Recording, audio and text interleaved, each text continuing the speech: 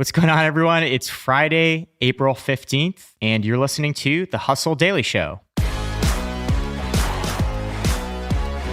I'm Zachary Crockett, and today I've got Julia Janks with me. Julia is a senior analyst on our trends team, which means she spends a lot of time sifting through the entrepreneurial noise to find opportunities. She's also a resident crypto and blockchain expert. So today, she's going to talk us through two applications of NFTs. Those are non-fungible tokens, one good and one bad. But first, let's do a quick rundown of the news. So if you're out of the loop on this whole Elon Musk Twitter saga, here's a scoop. Back on April 4th, Musk bought a 9.2% stake in the social media company, becoming its largest shareholder.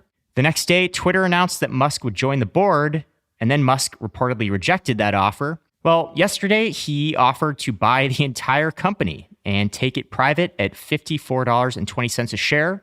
That would value the company at around $43 billion, far more than its current market cap of $34 billion.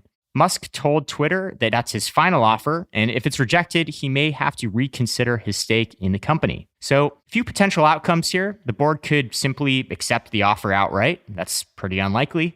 Or if it rejects the offer, it could look for what's called a white knight, a safer, larger company like Microsoft or LinkedIn that could swoop in and make a competing offer. We'll stay on top of that and keep you posted. Mortgage rates hit 5% for the first time since 2011. That's up from a low of 2.6% in January of last year. What's that mean for the average buyer? Well, a year ago, the monthly mortgage on the median American home with 20% down was about $1,200. At the current mortgage rates, that bill would be about $1,700 a month. The wait time for a new Lamborghini is now 12 months, up from a pre-pandemic average of 6 months. The luxury car maker's CEO, Stefan Winkelmann, told CNBC that demand has never been higher thanks to markets that were flooded with money over the past 2 years.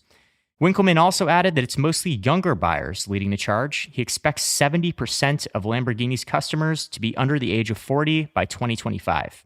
And lastly, a crypto investor who bought an NFT of Jack Dorsey's first tweet last year for $2.9 million is in some trouble. He recently listed it at auction for $48 million, but the current high bid is only around $10,000. And that brings us right into our discussion for today. NFTs are kind of a wild west right now. People are making a lot of money buying and selling digital assets, and there's a debate raging over whether most of these are legitimate gold mines or just polished turds. The real answer is probably somewhere in the middle. Some applications of NFTs have real utility, others not so much. So Julia picked out two NFT applications for us today, one she likes and one she doesn't really think is necessary. Real quick thing up top here, though, before we get into this, for anyone who might be new to this whole NFT thing, Julia, would you mind just quickly explaining for us what an NFT is? Hey, Zach. Yeah, sure thing. So very quickly, an NFT or a non-fungible token. Let's first start with this whole non-fungible thing. So if something is non-fungible, it generally means that it is unique and it can't be replaced with something else. So if we have a comparison, for example, with Bitcoin, Bitcoin is fungible. If you and I trade one Bitcoin with each other, we'll have exactly the same thing that we did before.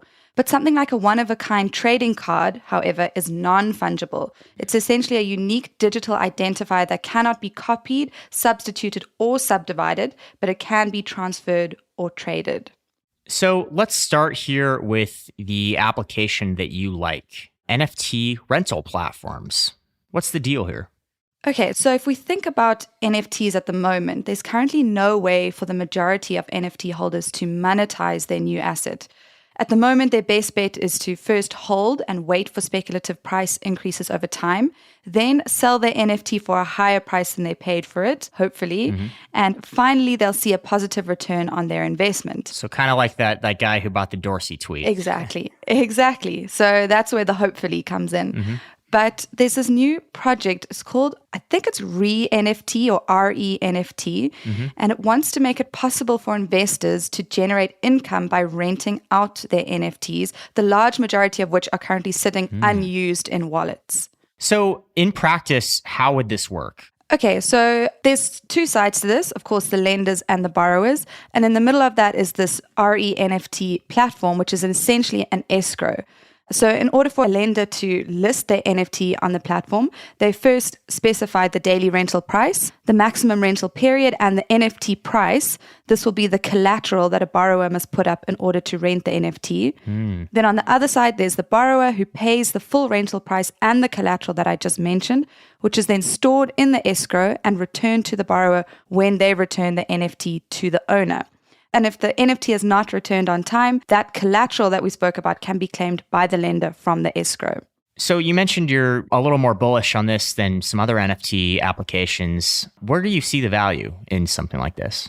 Firstly, I guess to mention that this itself is not an NFT application so much as a platform that's built around NFTs. And I can see some genuine use cases here. So if we say that the world of NFTs and digital assets is here to stay, which I think it is, it makes sense that owners should be able to earn a yield on their investment before they resell it.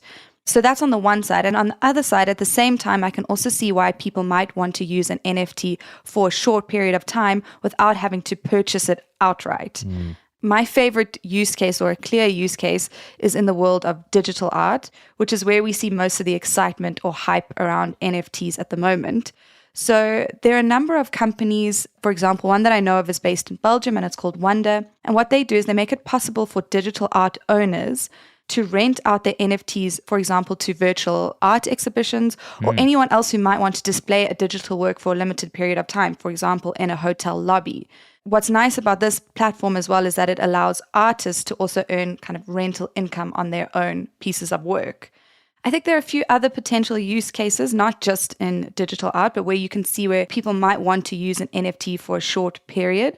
One is gaming, for example. So you could rent out rare in-game items that boost character power in order to help you advance to another level. That's something you might want to rent out just for a period of time. In the metaverse, again, if this is here to stay, there's a lot of real estate like land or even billboards in the Sandbox or Decentraland that could be rented out. In terms of NFT marketplaces, that's another one. So for example, OpenSea is one of the more popular, well-known ones. You could integrate directly with marketplaces such as OpenSea so that you could allow someone, a potential buyer, to kind of try before they buy an NFT. And finally, one where I do see some use cases is kind of social access and events. By renting out your social access NFTs, you could temporarily give someone access to exclusive communities or fan clubs or events. I literally had no idea what this was before, but now you're selling me on it. I feel like there are a lot of useful applications here.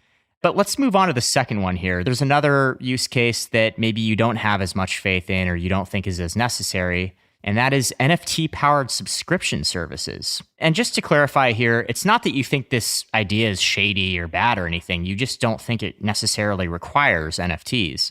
So first off, you want to briefly tell us what an NFT subscription service is and kind of the purpose that it serves? Yeah, sure. And again, just to reiterate what you just said, which is I'm not trying to pick on this project in particular. This project is leveraging NFTs for kind of social access. That's actually the use case of most NFTs at the moment. And it's the way that many brands are using NFTs currently. So again, not to pick on this one, but just to use it as an example. So most people have heard about the Bored Ape Yacht Club. It's one of the most popular digital art collections in the world. And Bored Ape Yacht Club NFT owners have exclusive licensing and commercial rights to their digital apes, which many token holders are leveraging to build their own startups. One such startup is called the Bored Breakfast Club. And what this is where the subscription service comes in, is that it's a coffee subscription service and NFT collection that wants to use NFTs to establish an exclusive online community of coffee enthusiasts. So in their subscription model, anyone who owns one of the 5,000 unique NFTs that's unique to the Bored Breakfast Club is entitled to receive free shipments of coffee whenever a new exclusive blend is released. The NFTs also unlock membership to an online community, live events, content, and discounts on additional bags of coffee. I'm sure the British Broadcasting Corporation is thrilled about the BBC acronym on that one. So why aren't you as into this one, Julia? So again, this is generally more a comment on NFTs for access. So what does that mean? Basically, what they're trying to do is create access to an exclusive community, right? And again, I think that the idea is pretty cool and the branding and the storytelling is on point. I really like it. But when I ask myself, does this concept, which is essentially a closed community, need an NFT in order to function? The answer that I come up with is not really. It's cool, but it's not really required. So this is, in my opinion, not really solving a problem that existed before. So it's essentially, it's cool to own a piece of quirky digital art, but in my mind, the NFT ends up being kind of a really expensive membership card. Let's say you're a holder of one of these Board Breakfast Club NFTs. In a world where that asset that you own, let's say it appreciates in value, there you've created a really cool new asset for anyone who likes your product. Now they've kind of bought into the community and they may even be able to profit. But for most brands, let's say, who want to release an NFT to enable access to their community, it's unlikely that once the hype around digital art and apes dies down, in my mind, it's unlikely that all of these NFTs are just going to appreciate in value. And what you've got is kind of, as I say, an expensive membership card. Just to illustrate this specifically in the case of the Board Breakfast Club, if you go onto OpenSea at the moment, which is where these NFTs are trading, you can see that some sellers on OpenSea are listing their NFTs for between 10 and 15 ETH each. So that's between $30,000 and $45,000. Wow, okay. But if you look at what they've actually fetched, the highest is about 2 ETH. So that's about $6,000. So already you could make the case that people think that their NFT is perhaps more valuable than it is. And again, like, this is coming from my perspective as someone at Trends, which is our kind of closed, exclusive community of entrepreneurs. We were able to create this kind of exclusivity, content, member-only perks through a traditional membership, using your email address. This is not necessarily, in my mind, the access piece, something that is new or novel or a problem that needed solving. The only cool thing that I really see about this is, again, to take this back to the NFT rental platforms. So, for example, I might be a Trends member and you might not be. I could rent out my membership to you for a short period of time for you to attend an event, for example.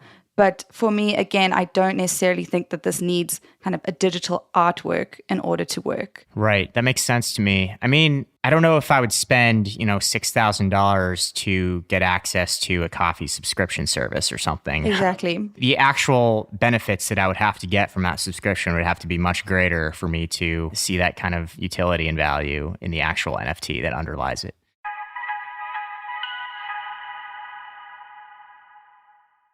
Okay, so before we sign off here, one more thing I wanted to touch on. You put together a list of a few other NFT use cases you've looked into, and I'm curious to just go through these one by one. One is NFT insurance. Yeah, so this one kind of makes sense when you think about the fact that this new world of assets that happen to be digital has been created what seems like almost overnight. And of course, this is an environment that's fraught with kind of scams and thefts. So it makes sense that, of course, there's kind of insurance that is emerging for this space. The only one that I know of at the moment is called CoinCover. It's in the UK and it's one of the first and only official providers of NFT insurance to hit the market. So I think that there will be a lot of opportunity for new insurance products to emerge in this space. And I think that's something we'll definitely see in the future. And different models, we might see some peer-to-peer insurance for the NFT space. The blockchain space is very much pro peer-to-peer, as we know. So I think that's something that we might see emerge in the future. And second one here, NFT vending machines. Yes. So this is something that people may have already seen. It did kind of hit the mainstream news that there was an NFT platform called Neon that launched the world's first NFT vending machine back in February. The machine accepts fiat currency, which makes it possible for people to invest in NFTs using their credit card, so without needing to convert to crypto first, which is, of course, a big barrier to entry. So it'll be interesting to see kind of how many of these applications we'll see in the future where you can just use your credit card, and especially in a kind of gamified way. Maybe we'll see like arcade machines. NFTs are already big in the gaming world. Big brands like Louis Vuitton have ventured into the space, for example, with their Louis the Game, which is a mobile app, which includes 30 embedded NFTs that can only be collected by playing the game. So I think we'll see a lot more of these kind of gamified NFT where you can just plug in your credit card. Sure. And last one here, this one's interesting. NFTs for student athletes. How would this work? Yes. So as you'll probably know, last year the decision was made to allow college athletes to monetize their fame, which previously they weren't able to do. And this has presented new opportunities for athletes and entrepreneurs. So perhaps unsurprisingly, there's NFTs emerging as a popular way for student athletes to reach specifically their Gen Z fan base. So I think it was last month or maybe in February, but the University of Oregon launched an NFT marketplace. So again, interesting that it's a university. Sure. They launched a marketplace called Ducks of a Feather. And the idea is to help the school's footballers build their brands. Each NFT comes with a physical pair of Nike Air Max 1s that's signed by Tinker Hatfield. So again, this is very interesting. And I think there's an opportunity. And what we'll see in the future is NFT marketplaces that are targeted at student athletes wanting to create their own NFT campaigns. And I think football is just one sport that we'll see this emerge. I think that there'll be others, particularly in sports that are popular with Gen Z, more so than other generations. So, for example, esports, basketball, and things like MMA and UFC. I think we'll see interesting NFT marketplaces emerging, particularly in those sports. Thanks for taking us through that, Julia. Appreciate it. No worries. And for anyone interested in following this more closely, be sure to check out Julia's work on our trends team. She's always writing interesting, intuitive stuff about the crypto and NFT sectors. Go check it out. All right, that's going to do it for us today. Thanks for tuning in to the Hustle Daily Show. We're a proud part of the HubSpot Podcast Network. Our editor is Robert Hartwig, and our executive producer is Darren Clark. If you liked what you heard today, we've got a lot more tech and business coverage over at thehustle.co. We'll catch you all next week.